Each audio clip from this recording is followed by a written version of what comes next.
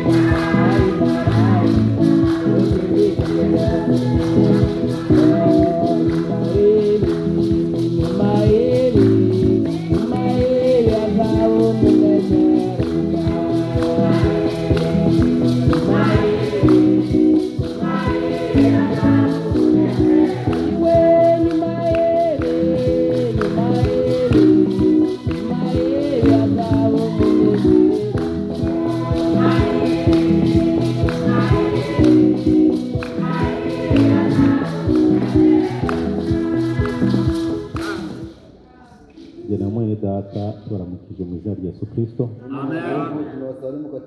Tubaramukije mu izina rya Yesu Kristo.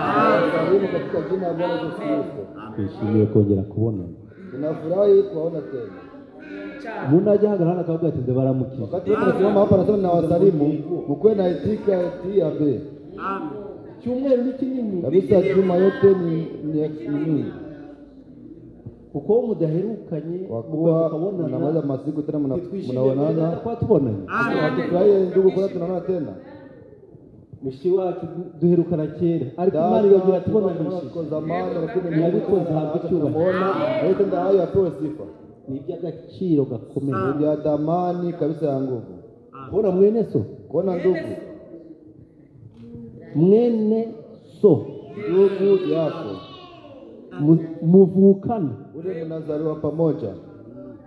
Ikigabo kimwe bene wabo baraza, mwanaume mmoja wenzao barinji anaingia, baje guha, wanakuja kuhemea, arabareba, anawaangalia nubwo atari bamumenya ariko cyo cyari cyabamenye, lakini yeye alikuwa anawitegereza, anawatazama, cyabareba, awangalia, kikabona ni beza, anaona ni wapye, kikabona batandukanye n'abandi bari aho ngaho, nubwo mwambaye amakositimu, nubwo muri beza, nubwo muri mu mazu meza, mu nyumba mazuri, ariko lakini aba bafite agaciro kuruta igiputa yose, yote ibyo bituma ile ninasababisha n'ibihahishwa bari bazanye na kwa nahemea wanaleta abisubizayo, anavirudisha. Kubera iki? Kwa nini? Bene wa ndugu yake atitaye ko bamugurishije, yeye atitaye cyacyo bamushyizemo kirimo amazi, icyo yitayeho Tena shughulika nacho icyo bahuriye kinakutania yako. umva mwene so najya naguhemukira ubitwikiriza amaraso kubera icyo mupfana Damu kwa ile yenyewe mna icyo mupfana ya maraso bahuje urwo rura ile wa mukondo ubahuje amaraso ya Yesu Kristo ayo yonyine agatuma gutwikira unafunika. uwo muvukana Ule mnazala pamoja. umva mbahire nkomeje Inaurapia kweli.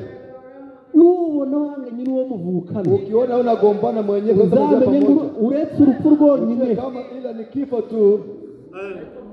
kuko muvukana Kwa kuwa mnazala pamoja. ego mana tunejejwe no kubona bene data Tunafurahishwa na kuona wandugu. imana yabikoze Mungu aliyetenda hayo tukaba duteranye hamwe nabo tunakusanyika nao tugiye gusangira kuri wa mutima kuchangia kule mkate. izina ry'Uwiteka Imana rihabwa Jina la icyubahiro Bwana Mungu lipewe sifa. amen Amen. ejo aruzi ko wabona ibyo wahiriga Uko naweza kama tupata watu wapata hivi. uri mu ndege Ukiwa ndani ya ubona ba bantu b'urutuku unaona wale watu kabisa bari kuvuga ibiri mutazi uri kugenda nk'impumyi ariko none uyu munsi wa none ikinyarwanda kivuga nta problem akisema bila shida. kubera iki Kwa nini? wageze iwawe Ulifika kwenu. amen Amen. reka duhaguruke dusome amagambo Waje y'Uwiteka Imana tusimame tusome maneno ya Mungu. ni igitabo cya Yobu Kitabu cha Yobu. ni igice cya mbere Ni kipande ya kwanza. mbere turahera ku murongo wa gatandatu Kuanzia mstari wa 6. Yobu igice cya mbere Yobu duhereye ku murongo wa gatandatu turasoma mu izina rya Yesu Kristo. Umunsi umwe abana b'Imana baje bashengereye Uwiteka kandi na Satani yazanye nabo. Uwiteka abaza Satani ati uturutse he? Nuko Satani asubiza Uwiteka ati mvuye gutambagira isi no kuyizereramo. Uwiteka arongera abaza Satani ati mbese witegereje umugaragu wanjye Yobu yuko ari ntawuhwanye nawe mu isi ko ari umukiranutsi utunganye wubaha Imana kandi akirinda ibibi? Maze Satani asubiza Uwiteka ati ariko se ugira ngo Yobu yubahira Imana ubusa? Ntiwagiye umurinda we n'inzu ye n'ibyo atunze byose? Wahiriye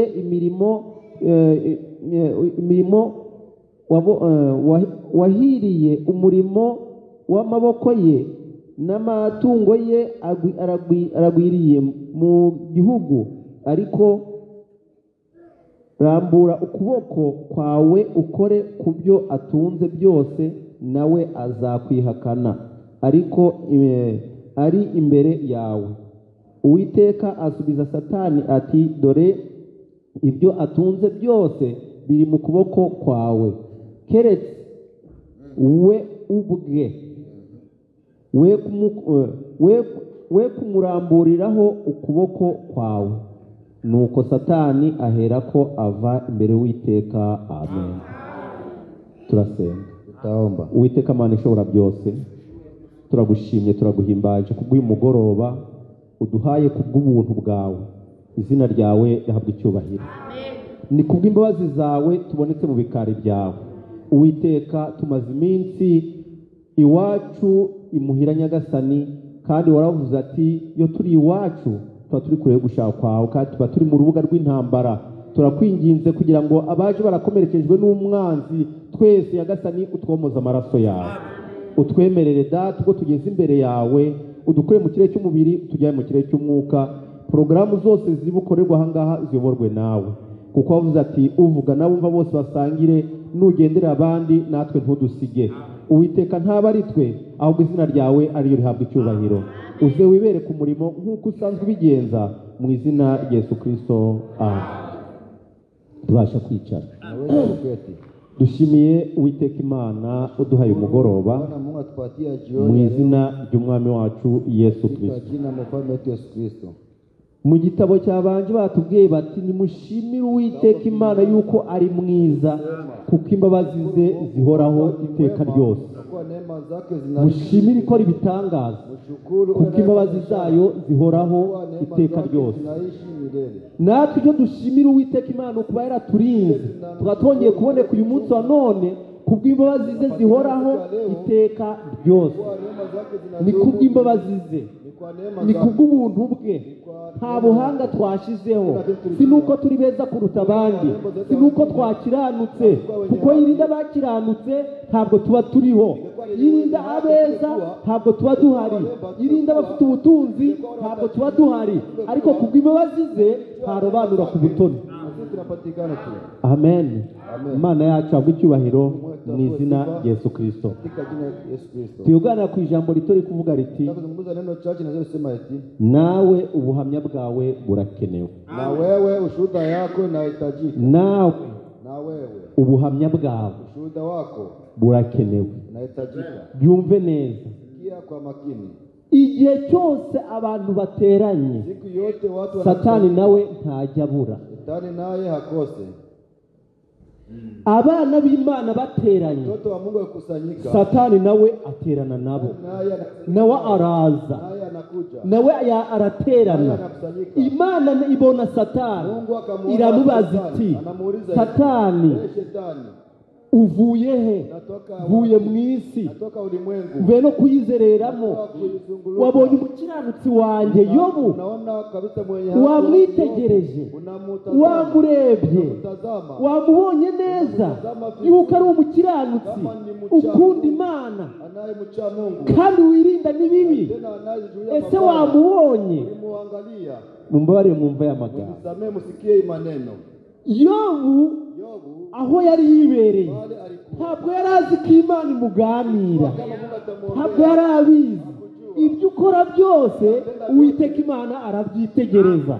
Mu byo ugenderamo byose, aho wirirwa muri kampani, aho wirirwa muri karitsiye, Uwiteka Imana arakwitegereza, kandi ibyawe byose bizwi n'Uwiteka. Vinajulikana na Mungu. Imana ibaza Satani, wamwitegereje none kuvuye mu isi wabonye umukiranutsi wanjye? Bwana mwenye haki wangu. Iti namubonye. Nilimwangalia. Si uyi namwitegereje. Huyu nilimwangalia. Wamubonye? Namubonye nyine. Tazama ndio nimtazama kweli. Umva, aho twirirwa, Kwenye tunashinda. aho tugenda, mu byo ukora byose, Tunafanya. hari ibikureba wowe utareba. Uangalie. Ariko jya umenya ngo ibyo bindeba ntabireba. Hari n'abanyitegereza, hari n'abandika ibyo nkora. Andika yeye nafanya. Amen. Amen. Wamubonye? Namubonye. Unaona yeye nimtazama. Ni umukiranutsi wanjye. Mwenye haki wangu. Imana iramuhamiriza. Mungu anamushuhudia. Ese wowe none icyo Imana yaguhamirizaho ni ikihe?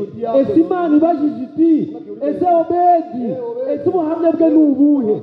Ese Imana yakwerekana he? Kweli Mungu anaweza kuonekana yako nini?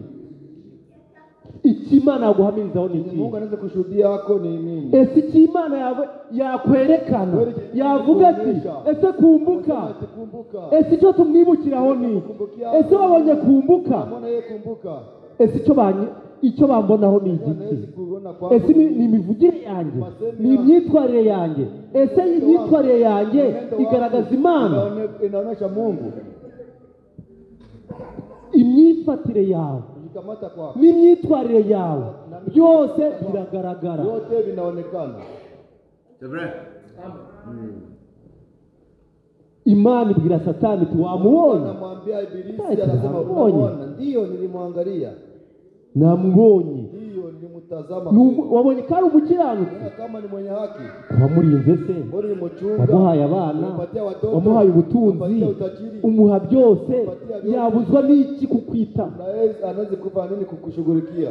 We kujya usenga Imana ari uko wageze mu byago. Naomba Mungu. We kujya wiringira Imana bite nuko umeze neza. We kujya ukunda kuririmba bite nuko Imana yaguhaye sheki itubutse. Oya, jya umenya neza yuko haba mu byiza haba no mu bibi jya wiringira Uwiteka Imana. Amen. Imana ngo Mungu burya wowe uzi ko nkunda kubera wewe unawaza ubutunzi afite ananipenda juu ya utajiri iko nao, genda ubikoreho, wende bigusie, ariko lakini we yeye ntumukoreho, usimuguse. genda ubikoreho. Wewe Imana ishobora kwemera kugera mu bigeragezo kugira ngo ipime kwizera kwawe. Imana ishobora kwemera kugera ahakomeye kugira ngo ipime kwizera kwawe. Imana yakwima akazi kugira ngo ibonere kwizera kwawe. angalie kuamini kwako, ariko lakini jya wiringira Uwiteka Imana muri byose, haba ushonje haba uhaze, jya uhanga amaso Uwiteka Imana. Birangiye ikiisha, Satani baramanutse, shetani anashuka. reka ndebe, Ngoja niangalie, itwaye inka, napeleka ngombe, inka ziragiye, ngombe zinapita. twari turagiye, Kwa tunachunga ngombe, none ngubiraje kubisa inka zose, inakuja napiga ngombe zote, ni njyewe usigaye mimi ninabaki wo kubara inkuru. wa kupasha habari. Akiri aho ngaho undi ataraje ati Mwingine anakuja eti, twari turagiye indogobe, none abagirugayi bose baje bazinyaze, wote wanakuja wanazichukua, n'abashumba bose ni njye usigaye wote mimi nabaki wo kubara inkuru. wa kupasha habari. Izina ry'Uwiteka Imana rihabwa icyubahiro. Mungu lipewe sifa. Twari turagiye intama, Kwa tunachunga kondoo, none abanyamahanga baje barayazitwaye, taifa wote wanakuja wanazichukua, n'abashumba bose wachungaji wote ni njye usigaye wo kubara inkuru. wa kupasha habari. Imana ihabwa icyubahiro. Mungu apewe sifa. Umunyagwa Sasa huyu inka ziragiye, ngombe zinaenda, Imana ishimwe. Mungu ashukuriwe. Intama ziragiye, Imana ishimwe. Kondoo zinaenda, Mungu ashukuriwe. Kanze ndebe, Acha niangalie. Satani baramanutse, n'aho abana bari bateraniye, Watoto walikuwa na inzu iza azana umushyitsi, analeta mtetemeko, inzu yose iragwa, nyumba yote ikaanguka. havamo umwarazayire. Natoka moja nakuja na kitu, Twari duteranye turi mu birori, iko ndani ya kabisa. haza umushyitsi, none yanzigwiriye abana, abana bose barapfuye. Watoto wote wanakufa. Imana nihabwa icyubahiro. Mungu apewe sifa. Navuye mu nda ya mama Mtumbo ya mama, nambaye ubusa, nzatwa no mu izina y'isi ntacyo nambaye. mtumbo ya nchi navaa. Niyo yabimpaye, none Imana yibitwaye, izina ryayo nirishimwe. Ishukuriwe. Satani we Shetani nari nzi ngo nintwara abana nikichukua watoto aranyihakana. atanikana. Ingorane dufite iyo tugeze mu bibazo tubona ko Uwiteka Imana akiranirwa, ariko Uwiteka Imana haba mu byiza haba no mu bibi arakiranuka. Amen. Uko byagenda kose hari inzira yemera kuwucamo kugira ngo arebe igihagararo cyawe. Angalia msimamo wako. Yobu arahagara, Yobu akasimama. Yobu arahagara, Yobu akasimama. arakomera. Anakuwa nguvu. Satani iri gitero riraterana, Shetani yengine kusanyiko inakusanya. n'ubu duteranye na Satani arimo. Na shetani yuko ndani. Ntabwo dutera ngo Satani asigare, oya, kubera iki? Satani ni umwuka, Ni roho. igihe cyose atugenda ruhungi. Siku yote alitutembea Biblia. kabisa pembeni. Biblia inasema eti Ishime wajuru namwe baririmo, mbingu na wenyewe uko ndani. ariko ubushishano wasiwe, kuko Satani akumanukiye afite uburakari bwayo. Anakushukia na kisirani nyingi. ariko ijuru Lakini mwishime mbingu mfurahi umurezi wanyu kwa kuwa kabisa mshitaka wenu, mshitaka wenye haki anatoka na kuja anashuka chini. Satani atureka uko bukeye nuko Shetani anatushitaka usiku na ukoze mchana. gato Satani arakwiye. Ukifanya kidogo shetani anakushtaka. Tunaangalia, kumbuka. Tunamwona sinjo ule? Singuriye Sinjo ule? ariko Lakini ikineze kinanifurahisha ko dufite umuvugizi kwa kuwa tunamtetezi yeye Roho Mtakatifu. Dufite umuvugizi, Tunamtetezi. uwo muvugizi Ule mtetezi ahora tuvuganira anatutetea buri gihe cyose. kila mara. Bongeye guterana, Satani karaba yahageze. Tena anafika mahali pale. Satani unatoka wapi Vuye shetani? mu isi Unatoka no ulimwengu kuyizerera. na kuizunguka au kuwayawaya. Wabonye umukiranutsi wanjye Ulimwona mwenye haki wangu Yobu, Yobu, nta mwana agifite. hakuna mtoto, Yobu nta nka agifite. hakuna ng'ombe iko nazo, Yobu nta ntama agifite. hakuna kondoo anazo. Yobu uretse ikiraro Yobu cy'inzu yatahagamo. ila nyumba tu kwenye zilikuwa zinaingia ndani. Ku misozi ubwatsi bwarameze, Milima majani iliota, nta nkikirishayo, hakuna ng'ombe kingana na kula kule, nta ntama igihari, hakuna kondoo iko, nta gasosi bakibona. hawapate tena. Ariko nari kuvuga ngo Lakini nasema Mana uhimbawe. Mungu ushukuriwe. Kweli. Satani Shetani anakuja. wamubonye? Wamubonye? Ulimuona, nilimtazama kweli. Wamwitegereje ko ari umukiranutsi? Tazama pia kama ni mwenye haki. Wamubonye? Ndiyo nilimuona. Wamubonye ashere bien? Namubonye. Ndiyo nilimtazama. Wamwitegereje? Namubonye. Nilimtazama. Mu ijuru Mbinguni bateranye, wanakusanyika. ntabwo Satani aza hano n'umwijunga araterana. Ndani hakuja hapa tu na mbingu wanakusanyika. Wamwitegereje? Namubonye. Nilimuona. Wamuhaye umubiri mwiza, Patia kabisa mwili arabyibushye, ananona, ameze neza, nzuri, ariko lakini umuntu yatanga ibyo afite mtu byose anafanya vyenyeko navyo vyote, agacungura umubiri. anaokoa mwili wako.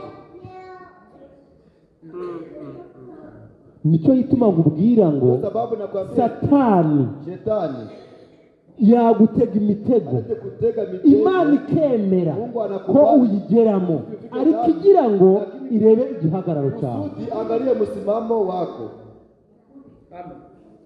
Ngo ariko ngo Mana ngo buriya ngo kuko kuba nkoze impanuka ngo buriya ngo ariko Mana buriya kuko uracyanyibuka, Mungu chenye ariyo nayo modoka nyine nari mfite ile gari nilikuwa nayo pekee neza igahora igakomeza ikaba Imana, vizuri, anaendelea na kuwa Mungu. neza ukagura indi nayo igahirima igakomeza ikaba Imana. Amen. Ukaburara Imana igakomeza ikaba Imana, ukapurika fudu stempo bakayikwima Imana igakomeza ikaba Imana, wajya mu kazi bakakwirukana Imana igakomeza ikaba Imana, ukanavuga ati Mana uhabwe icyubahiro kubera ko ukimpaye ubuzima. Amen. Amen. Yo Satani, Sasa wewe so mubiri uvuga zile mwili unasema siranzobeye zile kabisa kuwa mwenye kunda ikura yambara bye kisiga amavuta akamufata, mpaka mafuta na mkamata, genda ukore. wende umuguse. Imana Mungu irabyemera anakubali ko Satani akora ku kwa mubiri wa Yobu, shetani anagusa kumwili wa Yobu, araza muteza ibishyute, anakuja kabisa na bihera mu bworo bw'ibirenge bigera mu rutwariro.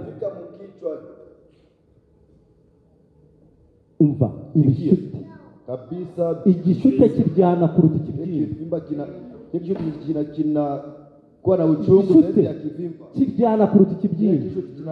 kinakuwa uchungu zaidi ya Yobu ibishyute biraza, Yobu kabisa, vile gukandagira ntibyaba bigishoboka, kusimama afunyange habiwezekani, kwishima ntibyaba bigishoboka, habiwezekani, kubera ko ibishyute biri no mu nzara, biri ku mubiri hose, biri no mu mutwe. Abuze icyo afata anakosa cha kukamata, ashaka urujyo, anatafuta kabisa, kuko urujyo rufite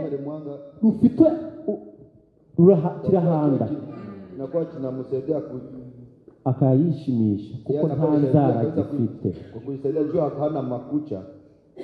Inshuti ziramwanga, Rafiki wake wanamkatala, abari inshuti ze wenyewe walikuwa ba Biludani baraza, Biludani akosha buriya koko buriya umufrere muzima, kweli kabisa, dada mzima, umufrere muzima. ndugu mzima. Imana yakwemera ko ibi kugeraho, Mungu anaweza kubali hivi kufikia, yakwemera ko inzu yawe irindimuka yose ikarangira, abana bose bagapfa, wote wakufe, inka zawe bakazinyaga ng'ombe zako zikagenda, wanazichukua na zinaenda, ibindi ingano zose zigashya. kabisa, yenye ilikuwa na lema vyote vinangula vinaisha. Waracumuye, Wewe kabisa ulizini, waracumuye, wewe kabisa ulifanya dhambi mbele ya Mungu, ugomba kwihana kabisa unashutishwa kumva kutubu, no mu bigeragezo na ndani ya mapito uhagararira Uwiteka Imana. karibu zote kwenda msimamia Mungu. Ntibati ntacyo wishinja, Mie kabisa icyo nzi neza ni uko umutima wanjye urakiranuka. moyo wangu unakuwa mwenye haki. Jya wihamiriza nubwo abandi baguhamiriza, ariko nawe jya wihamiriza, kubera ko imibereho yawe yonyine iraguhamiriza. Pekee inakushuhudia. Uzo niba ndi umunyabyaha ndabizi, Kama niko mwenye dhambi, kabisa ninakosa. ndabizi. Ninajijua. Niba ndi umukiranutsi ndabizi, kubera ko ibintu bibiri utabeshya ni umutima wawe n'Imana yawe. Moyo wako na Mungu wako. Ibyo ntiwabibeshya. Hawezi kudanganya. Niba ukiranuka urabizi, niba uzajya mu ijuru urabizi, niba utazajyayo urabizi, kubera ko wowe ubwawe uri umuhamya w'ubugingo bwawe. Uko ushuhuda wa uzima wako. Yobu inshuti ziramwanga, Rafiki zinamkatala, umugore w'abara, mke wake anakuja. mutwara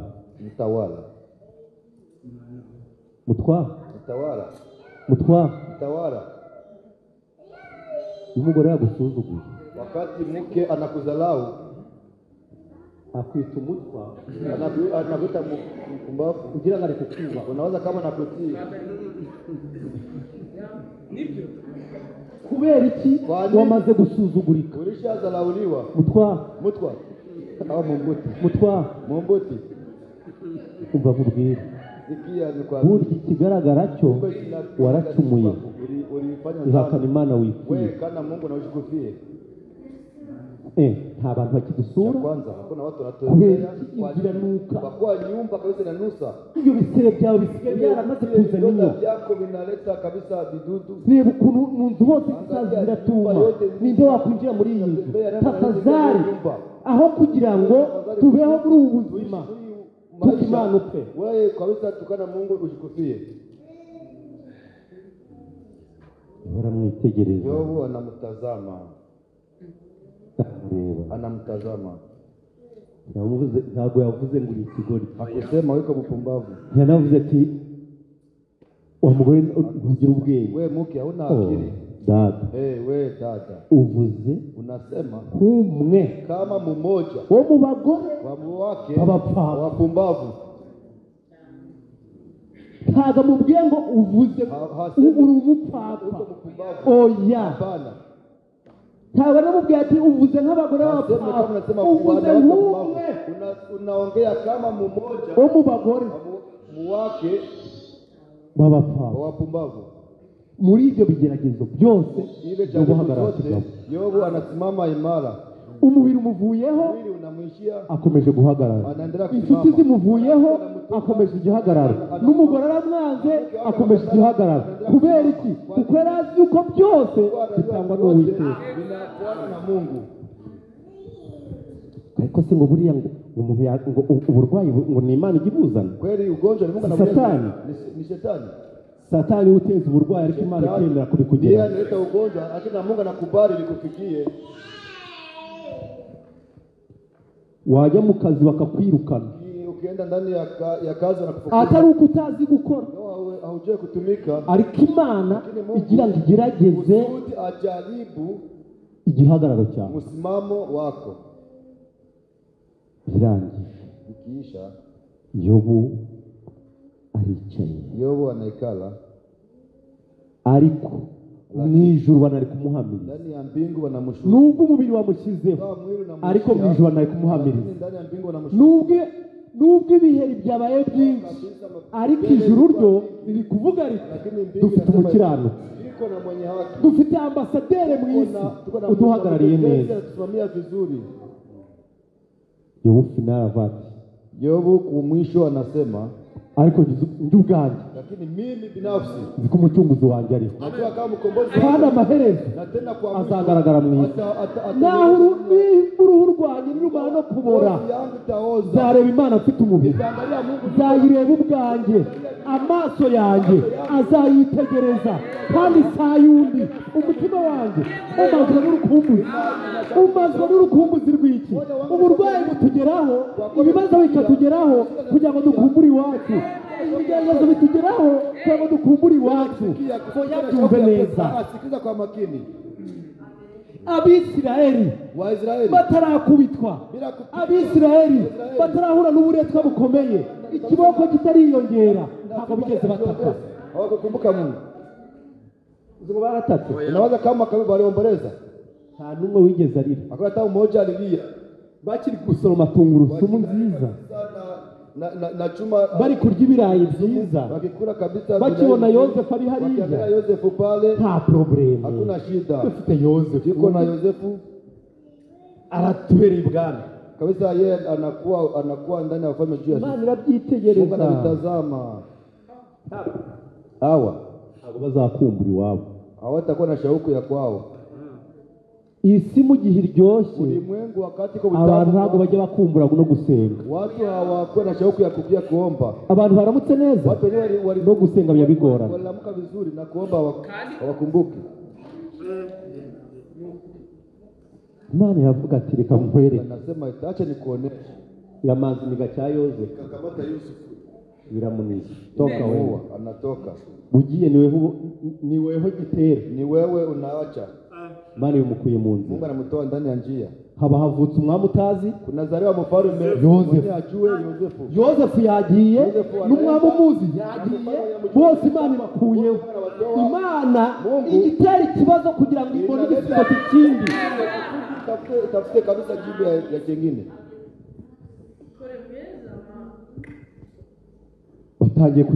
Batangiye kubareba, Wanaanza kuangalia. haki ibyo byavuye he? Sasa hivi ndio Harya ngo ni Yuda, sasa wanasema ni wa Kanani. inkoni itangira kuvuga. Vimbo zinaanza kabisa kulia. Yatambuka muri karite bakakubita. Karibia wanapiga. Haye bite ko twari Inakuwaje? turi abanyacyubahiro, Kwa wenye heshima. dukora mu ofisi meza, bibaka batangiye kutwirukana, biragenda bite? Itakuwaje? Imana ikiri gushaka irusha ngo bagire gutya. Amen. Bibuke ko hari Imana yabazanye aho ngaho, kandi bibuke ko iyo ngiyo ko bafitanye nayo isezerano. Ndiko naye ahadi. Amen. Amen. Bararize. Wanalia. Mose nawe Mose naye ngo wariruka, ndio nakimbia. uburetwa burakomera, Kabisa inakuwa utumwa, inakuwa nguvu. inkoni irarisha, Fimbo zinalia. inzara iraza, Njaa inakuja. ibyo bariye bakabirya bari ku Wanakula, gahato, wanabikula kabisa kwa mkazo. ukuri gukubitwa, Vile napigwa. umutima ugasenga. Kabisa moyo Mana. inaomba. Mungu. Mungu wibuke isezerano Kumbuka ahadi. wagiranye na Aburahamu. Uliahidi. Waravuze uti tuzajya mu bihugu by'amahanga, tuzamarayo imyaka myinshi. None Mana, ibuka rya sezerano wasezeranye na Aburahamu, wongere udusubize kuri gakondo. Kabisa Ariko muri kubyumva, unasikia? oya mubyumve neza. Amesikiza vizuri. Muri icyo gihe Ile wakati ari gukubitwa, anapigwa, akabumba amatafari, ibyo bamutereye bakabimuterera n'inkoni iri ku mugongo, ariko mu mutima akanavuga ati Mana, ibuka isezerano kumbuka ahadi. wasezeranye na Aburahamu. Amen. Amen. Nawe muri iyi si turimo, igihe kirageze ko buri wese yongera kwibutsa Imana amasezerano yayo. Dore Mana, reba Mana, reba ubukonje uko bumeze, reba none ibitotsi bibaye byinshi. Mana, ibuka isezerano kuko wavuze ati tuzagarura ibyo kabumbu yariye. Utarudisha vile kabumbu zilikula. Ariko ubuhamya bwawe Lakini burakenewe, ushuhuda yako inahitajika. nawe ubuhamya bwawe Na burakenewe. wewe ushuhuda yako inahitajika. Ese abana b'Imana bateranye, Sasa wana icyo baguhamirizaho ni iki? Kenya anaweza kushuhudia yako ni nini? Frere Gerard baguhamirizaho Ndugu iki? Gerard anaweza kushuhudia yako nini? Dada Olive icyo baguhamiriza ni iki? Dada Oliva anaweza kushuhudia yako. Abana b'Imana bateranye mu Mungu ijuru, wakusanyika ndani ya icyo bagupresentaho ni iki? Suzuma imibereho yawe, uvuga atari koko kuuza maisha yako kumbuka bateranye mu ijuru, icyo bamuvugaho ni iki? kabisa. Kumbuka kusanyika ndani ya mbingu. Ese bamvugaho iki? Sema ko ni nini? Bamvugaho imirimo myiza cyangwa se bamvugaho imirimo mibi? Ese icyo bamvugaho ni ikihe? Ijuru riteranye byamvugaho iki nawe tekereza icyo bakuvugaho Anaweza kusema hako. tekereza Waza. ese bamvugaho iki Batazama hako. muri kampani nyirirwaho Ndani ya kazi na shida. ese ijuru riteranye ryavuga ngo njye ndihagararira oya byumve neza Sikiliza vizuri. Naamani yakijijwe Naamani aliokolewa n'agakobwa gatoya kwa binti kabisa mtoto. ubuhamya bwako na n'uyu munsi wa none turacyabwumva tukavuga tuti kahagaze neza Alisimama vizuri. ese none nawe uri ambasaderi w'Imana aho wirirwa Simamia Mungu kwenye nashinda. ese muri quartier wirirwamo Kweli mkartie uri ambasaderi w'Imana aho wirirwa wa Mungu kwenye nashinda. ese mu rugo rwawe Kweli mu nyumba yako. uri ambasaderi w'Imana Wa Mungu. cyangwa ugayisha Imana Au wewe unamdharaulisha Mungu. oya byumve neza Sikiliza kwa makini. ni ukuvuga ngo Yobu Ni kusema aho yari ageze kwenye alikuwa anafikia. yagomba kuvuga amagambo akomeye Angesema kabisa ariko maneno ya akomeza guhagarara lakini anaenda kusimama. akomeza guhagarara Anaendelea kusimama. umunsi umwe Siku moja Yobo ageze hahandi hakomeye Yobu anafika mahali pa nguvu. iyo urugamba rugeze aho rukomeye Wakati vita inafika ruba fasi ya rugiye nguvu, kurangira inakuwa inataka kuisha. Yobu aravuga ati Yobu anasema eti havumwe halaniwe umunsi navutseho siku niliyozaliwa. havumwe Halaniwe umuntu wabwiye mama ngo mtu aliambia ubyaye umwana w'umuhungu unazaa mtoto havumwe msichana. uwo munsi Halaniwe ile siku ucura umwijima kabisa ikuwe na giza. Imana iramwumva Mungu anamsikia. Imana ibiraje Mungu anakuja. uvuze Unasema subiramo numve ukiwa ndani nasikie. uvuze ngo iki Unasema je, havumwe iki halaniwe nini? navuze ngo havumwe umunsi Unasema navutse eti halaniwe siku nilizaliwa. uzi ko njye watumye uvuka Sasa mimi niliacha nazaliwa. ubonye ko ari ubujiji hano ari mfite Kama ni ujinga. kenyera noneho Funga sasa. kenyera Funga sana. kubaze Ya mkamba nikuulize. kenyera Funga sana. kigabo Chanaume. kubaze Nikuulize. ahi inkingi z'ijuru ziteretse Kwenye urahazi msingi wa mbingu inachimika unapajua? ntabwo ntazi Pajue. aho inyanja iri Kwenye bahari nakuwa. imigezi yivamo igatemba Ndani inatiririka inatembea. kubidakama Haiishe. uko bigenda urakuzi Vile inatembea wewe unavijua? ntabyo nzi Sivijue. hari inyamaswa bita lewiyatani Kuna mnyama wanaita Lewiathan. no kuyireba byonyine Angalia pekee. biteye ubwoba Inatisha. uwayiremye uramuzi Ule mwenye aliumba unamjua? ntabwo umuzi Simjui. n'umutavu wayo Kabisa. ntiwawukoraho Na kitoto chake au kigusi. ivuguta muri nyina w'inyanja muri nyina w'inyanja hakabira Mama wa maji. Maji kabisa iyo nyamaswa urayizi ile mnyama naijua? ntayo Sijue. rero Sasa we kujya uvuga amagambo y'ubupfu usikuwe sema maneno ya upumbavu. no mu bikomeye uwiteka imana ababireba Angalia. imana ako kanya Mungu pale pale. ako kanya Pale pale. imana yavuga iti ubwo wampagarariye neza Ngao tusimamia vizuri. ubwo wampagarariye neza Tusimamia vizuri. ukambera ambasaderi mwiza satani akabibona Ibilisi anaviona.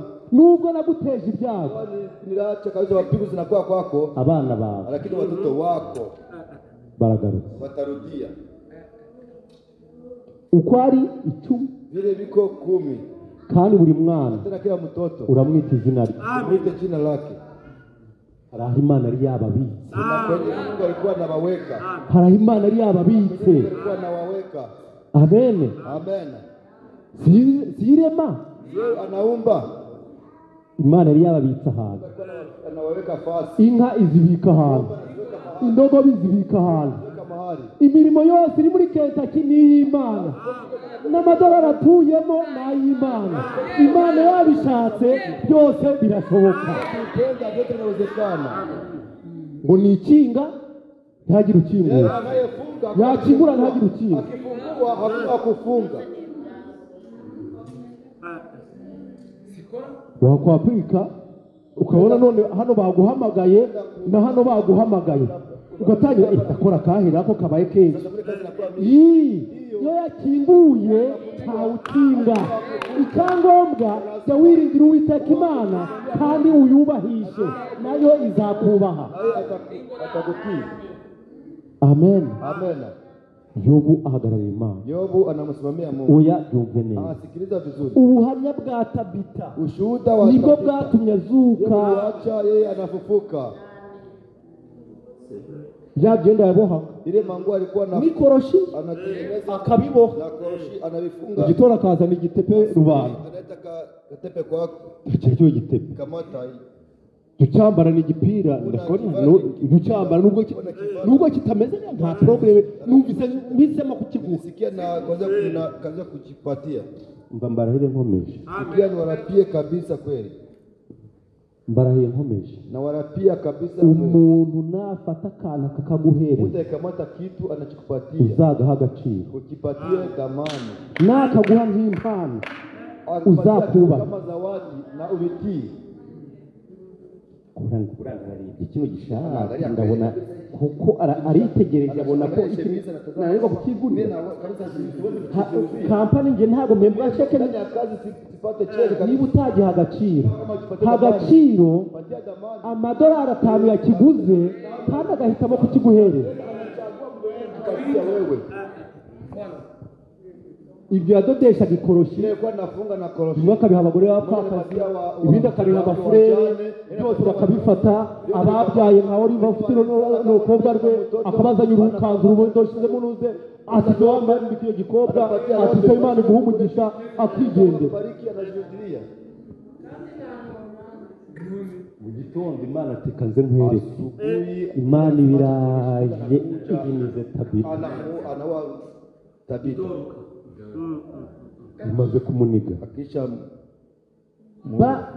bandi bose icyo buri wese icyo yamuhaye yarakizanye alikirudisha ko yakiguhaye ukimuzaniye yapfuye ngo bimare iki walijipatia uru ni urwibutso rw'ibyiza yakoze mazuri alifanya none uyu ntabwo ari bushyingurwa hawatamuzika Petero abanza agera Petro afika hapa kwanza umva sikia wa mugabo wewe mwanaume nawe mugende muri Petero mwende mwangalie Petro mumubwe unaze umwambie akuje mumubwe ngo naze mwambie akuje uzimara mubwe Tabita yapfuye naze mwambie yeye Doro kalikufa hawakumwambia baramubwiye ngo genda mwambie wewe mugende mwende mubwire Petero ngo mwambie Petro kuja Petero waramuza Petro anamuleta arahaje none se byabaye bite kabafure batubwese ngo ngwino ndio wanasema kuja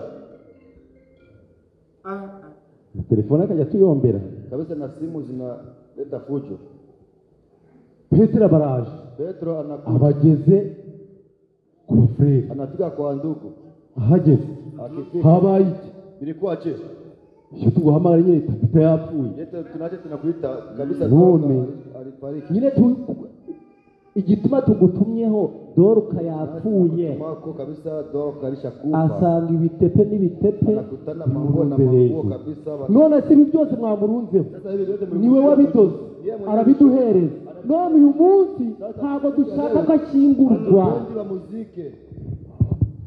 ntabwo dushaka ko ashyingurwa tupendi bamuzike Petero anasema hii ni ore abapfakazi kabisa wajane bikoreye amaboko wanaleta kabisa Tabita we Tabita n'imyenda yadudodeye naye nambaye ubusa kuko imbeho yari yanyicaga akandodera igipira none Tabita arapfuye ninde uzatudodera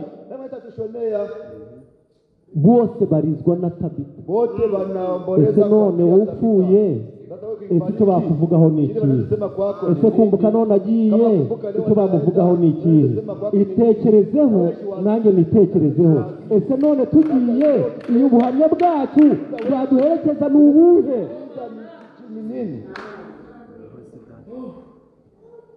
buri wese avuga ibye kila yeyote avuga ibye anasema vyake Petero avuga ati nisha Petro anasema hii ni ore niko abantu banze ko Mbona tumushyingura watu wanakatala tumuzike. ni Imana Sasa Mungu kubyabaye ngombwa ko Petero nawe agira ilikuwa icyo lazima Petro naye Imana aanze kumwambia Mungu. tunese Imana Sasa Mungu niba Doruka yapfuye angalia kama none Doruka abantu bazi ngo anakufa, ntagashingura lakini watu none turakora wanasema iki hata muzika itakuwa je? ntiragira uko ubigenza Sasa bwana cha kufanya abagore bahagaze wake walisimama, abakecuru bahagaze Kabisa abagabo bahagaze walisimama. bose bari kuvuga ngo Wanaume ntabwo wanasimama. arashyingurwa Wote kandi wanasema Doruka hawatamuzika. yapfuye Na tena Doruka kandi uwapfuye alishafariki. arashyingurwa Na tena noneho alifariki badekaranye wanamuzika. Sasa Nani, bo kubigenza rero. wanasamba hawatamuzika.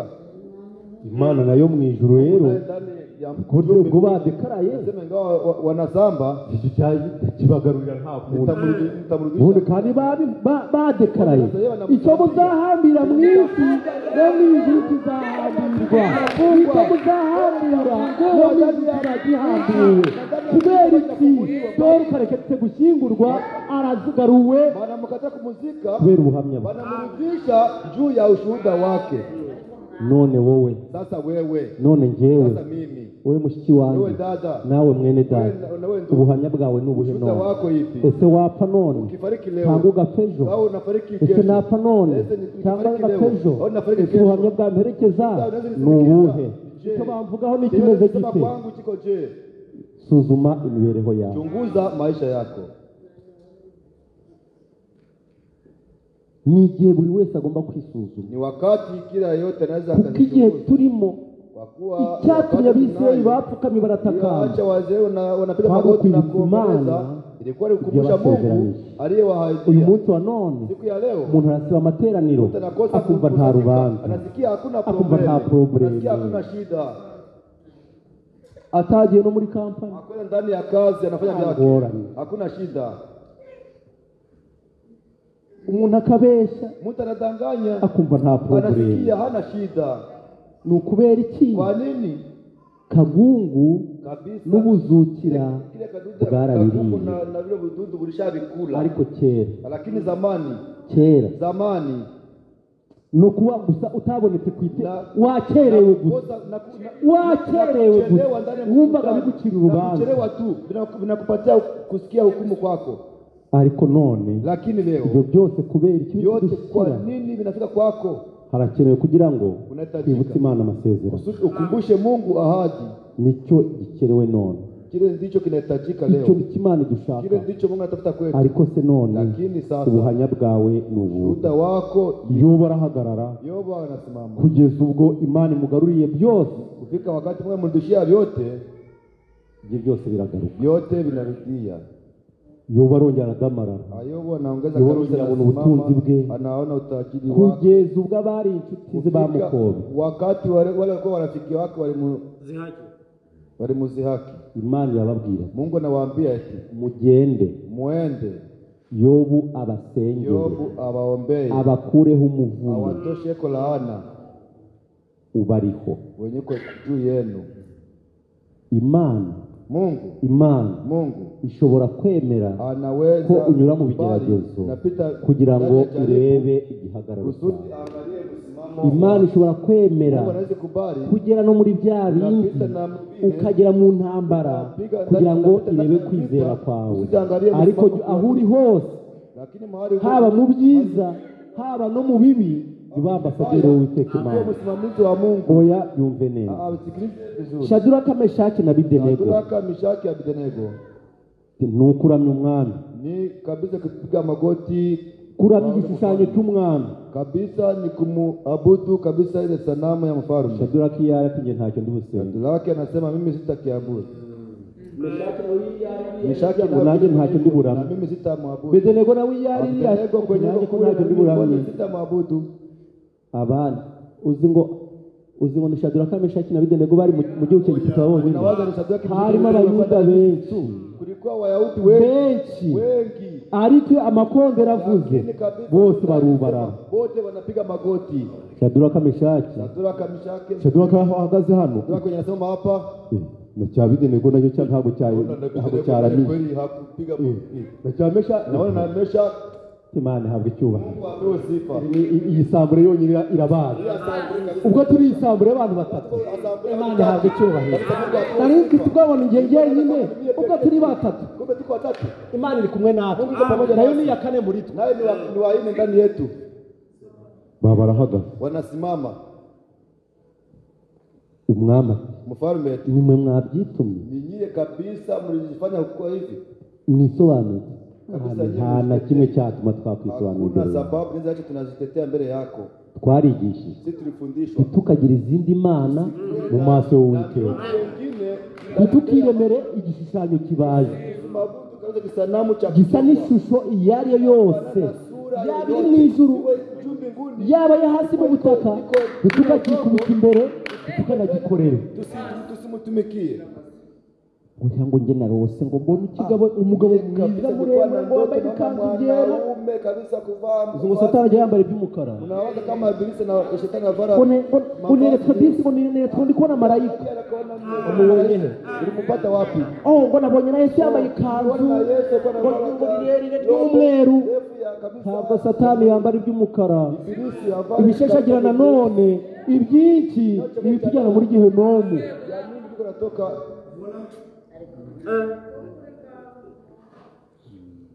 Ubwo warose ibintu by'umweru ngo oya. Hapana. No. Hapana. Shadraka, Meshaki na Abedinego baravuga ati icyo tuzi icyo twigishije Tunajua tulifundishwa. icyo twariye Tulikula. icyo Kile kiri mu mutima wacu ndani ya moyo wetu. kandi tugihagaze. Imana Mungu yatumye abakozi babitwigisha, hata watumishi walitufundisha. nanjye ibyo nzabihagararamo. Mama wako Aho bikomeza. anaendelea. Uzi ngo Shadraka yahagaze avuye mu materaniro. Mnaweza Sadraka alisimama anatoka ndani ya mkutano. Uzi ngo yanze gupfukama, yari yaje kurepeta. Uliwaza alikataa Oya, nta materaniro yari ahari, Hapana. ariko bahagararira Imana Lakini wanamsimamia Mungu. badaterana. Hawakuwa nakusanyika. Ariko none Lakini leo umuntu ari gusiba mtu amateraniro, anakosa kusanyika isambura iri hano, na tena mkutano uko hapa. atahuza ubusafiri. Na kukosa kinzi ya kukuja. Uyu munsi ngo numvise ngomba kuryama. Siku ya leo nilijisikia nataka kulala. Shadraka azagucira urubanza. Sadraka ataukatia hukumu. Shadraka, Meshaki na Abedinego barahagarara. Sadraka, Meshaki, Abedinego Mwisobanure. Nyie Nta mtetee. mpamvu Hakuna sababu. n'imwe yatuma twisobanura kuri Acha wowe. tunajitetea hapa. Niba ari ugupfa, Kama ni kufariki, twemeye gupfa. tunakubali Si kufa. ukujya mu muriro. Kwenda ndani ya moto. Uyu muriro Hii moto. ninde urawubakiza? Namwita wakoa Naho hii moto. Imana itadukiza, Ingawa Mungu hatatuponya. naho Imana Ingawa itadukiza, Mungu hatatuponya. turemera tujyemo, Tutakubali tuingie ndani. umubiri upfe, Mwili ukufe. turokora ubugingo. Lakini tuokoe uzima. Amen. Umubiri Mwili urashya wenda nko mu minota 30 talungula labda turi kubabara, ariko nzabaho iteka ryose ndi mu munezero. Kiko ndani ya furaha. Iminota 30 Dakika kabisa 30 tuko na lungula. umwuka utambutse Kabisa roho ipite. inzira yo gucamo Njia ya kupita ndi ndani. kwambuka navuka. kw'iki kiraro kugira ngo ngere muri paradizo y'Imana. ya Mungu. Aka kararo Hii kilalo naho itadukiza, ingawa itatuponya turemera kugenda, tutakubali kwenda. ariko Lakini uko biragenda kose nubwo turababazwa, hirya y'uwo mubabaro hari umunezero. kama uzini huyu kuna furaha. Baba baragiye, Wanaenda nibababohe, wawafunge. Bayatanga ntabwo. Wanapana mikono wanaifunga bila oga. N'amaguru muyaza. Na miguu mirete Bayatanga ntabwo. wanaipana bila oga. Bavuga bati Wanasema eti turagiye tunaenda nubwo turapfa, ingawa tutakufa, ariko lakini icyo tuzi kile tunajua ya kwamba hakurya y'umubabaro ngambo ya huzuni hari umunezero. Turi kubabazwa none, tugahura n'ibitugerageza none, ariko mujye mumenya ngo kwa mnajua hirya kwamba yaha ngambo ya hapa hari umunezero. kuna furaha. Twaje muri Amerika vuba, Tulikuja ndani ya Amerika na ijuru rito leni ndani ya mbingu kidogo Amerika. Man. ndio wishimiye kuza muri Amerika, Unafurahia ndani ya Amerika. ukumva Unasikia kabisa iyo rande bipfuye. unasikia kama kabisa ile siku kama nakufa. Mwabana Watoto mwumva bari mwenirehemu ukatwikira dose, msikuwe kabisa dossier. abafite abakobwa Wenye uko na wabinti. bana Wenyewe watoto. mwemere mugende muri onapo Bali mwende ndani kabisa kufunga na mu dosiye idapfa kabisa msiuwe kabisa dossier yetu. tugiye kujya mu gihugu Tunataja mu inchi. ariko igihugu kibi Inchi mbaya. igihugu kibi Inchi mbaya. ni Amerika Ni Amerika. ko mutaye kubyikiriza Bora mu bikuba ni Amerika ni Amerika. Amerika n'ibishashagirana byinshi Amerika iko na vitu kabisa Amerika vinangara vya mingi. Amerika iko mu vitu vya kunurisha vya mingi. Amerika ni freedom Amerika umugore ntatinya kwirukana umugabo mu nzu kubera iki ni freedom ebana niba wumva utagize toka wende ariko kera Lakini zamani abagore bubahaga abagabo babo bakabagandukira ariko uyu munsi none lakini siku ya leo ntunyiterureho usijijue nakwereka sikia naweza kuonesha Amerika ni mbaya. Amerika umva nujya ngo tage tuki muri Afrika kabisa hatujeni muri Afrika wewe kabisa ako ngo nyisohokemo nitoke ndani wewe nushaka witonde wewe kabisa uje mu gitondo utagisohokemo nabi wewe ujazana uriho n'amapingu ukagenda ukazajya ukora wishyura hano unalipa hapa na uingie hapa kubera iki kwa nini Amerika y'abana b'Imana bagize freedom uzamenye ngo uzashyireho question mark ukora tia swali abana b'Imana tuyoborwa n'ijambo ntabwo tuyoborwa na Amerika abana b'Imana kiri hejuru yacu n'ijambo ry'Imana amen byonyine pekee bagore wanawake gandukira abagabo banyu kabisa mtiwa bwana wenu muri ndani byose ya vyote amen ni amena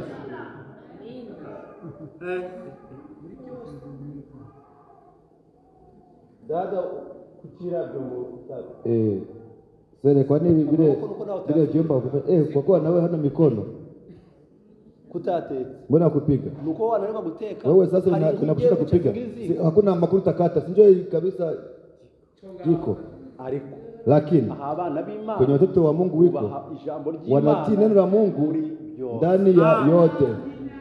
Amen. Ushuhuda wako ipi? Uyu munsi wa none siku ya leo ubuhamya bwaguherekeza n'ushuhuda neze kusindikiza ni nini? Nubuhe ni wapi? Ushuhuda wako ni wipi? Umva ndabwiye. Sikiliza nikwambie. Umunsi ngenda hayo ataha siku moja ngenda hayo wakati alifariki batanga ubuhamya wanapana ushuhuda kugeza n'igihe kufika mahali uwamukuyemo imyenda mu rutare aramutosha kama nguo amukuramo imyenda yose aramutosha manguo yote n'ikariso ayikuramo na kariso anatoa amushyira hariya anamutia pale ko yakavuze pale kama vile imodoka yose nukuvuga ngo ntawe ari gusekundi ndani ya gari yote kuko imodoka yose ari yuze bambaye kwa kuwa gari yote ilikuwa navaa watu wanavaa buche barabahe ari muri imodoka mugenda naambia mkamate gari muende ariko igihe bongeye guhurira tena lakini wakati wakutana tena wa muntu wabikoze mtu mwenye bifanya abantu icyo kidodo ku mutima anakuwa na kile kitu ahanyuze akavuga ati ariko nigeze gukorera umukozi w'Imana ibi nasema niwahi kutumikia kufanya mtumishi wa Mungu bongeye guhura wakati alikutana yumva ngo yageze rubari anasikia na yumva ngo yageze rubari wakati alifika rubari kumushaka anakuja kumtafuta muchakira ngenda hayi tafutie ngenda hayi aza no aho anakuwa na kwenye anasema anatetemeka umushitsi uramufata kabisa mtetemeko na mshika amubonye tipasi mwangalia anasema mchungaji hiki hapa kabisa nisamehe ninakuomba msamaha uko byagenda kose ingawa naenda uri umukozi w'Imana kwa mtumishi wa Mungu kandi yo yomfa ntarakubona ningefariki bila kuona nari kwapfuye rubi ariko none mbabarira ngenda haya ati Imana ikubabarire Mungu akusamehe umunsi yaravuye i Kampala ageze ku mupaka aba umusirikare aravuga ati nari narakumvise nubwo urimo urembye nubwo urembye ukaba uri mu marembera ariko uri umukozi w'Imana sengera niombee katabasha kuva mu modoka hawezi kutoka ndani ya gari umva ntabwo arenga hano atanzengeye hapa bila kuniombea ndabizi ko ari gusezera ariko niyihangana ansengere bila aniombee aryamye mu modoka ndani ya gari ahasigaje iminsi 3 ngapfa masiku 3 afariki ariko lakini no mu rupfu rwe ndani ya kifo banagusaba imigisha ye namwombea baraka ese wowe none wataha ubuhamya buzaguherekeza n'ubuhe Imana ibaho umugisha mu izina rya